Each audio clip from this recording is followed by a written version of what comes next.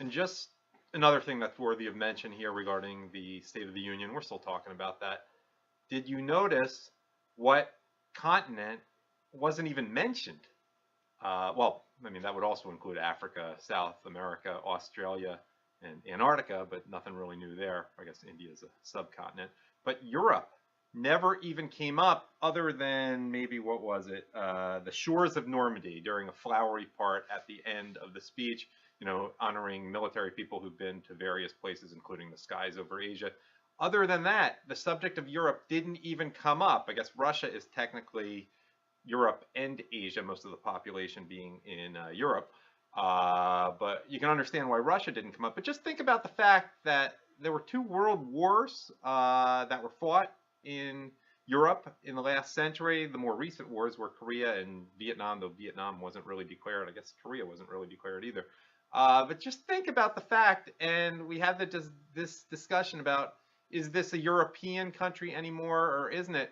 Uh, not to take a position or really get into that and the racial aspects there, but just think about the fact that no one even really noticed that England never came up, France, Germany, and these were things that President Trump during his campaign, and believe me, I probably went to like over 30 speeches covering it for RSBN.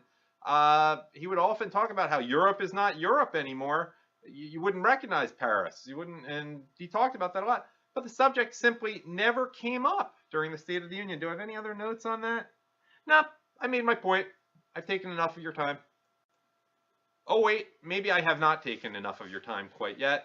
Just want to point out the places he did mention. He very briefly mentioned Cuba, which would be North America, and Venezuela, which is South America. So he did mention South America yesterday, briefly near the end.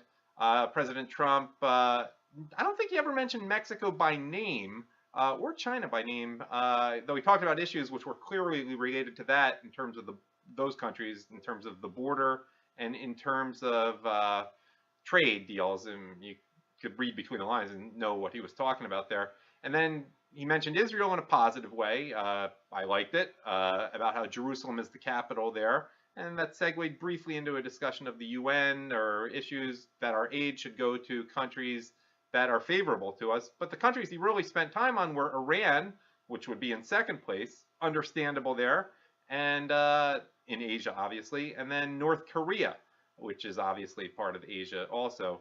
But Europe, never mentioned. Not England, not Germany, not Russia, not France, not the countries you think of most when you think of in terms of the historical population of the United States. So that's not really to editorialize. It's just something interesting I found. I've taken enough of your time now.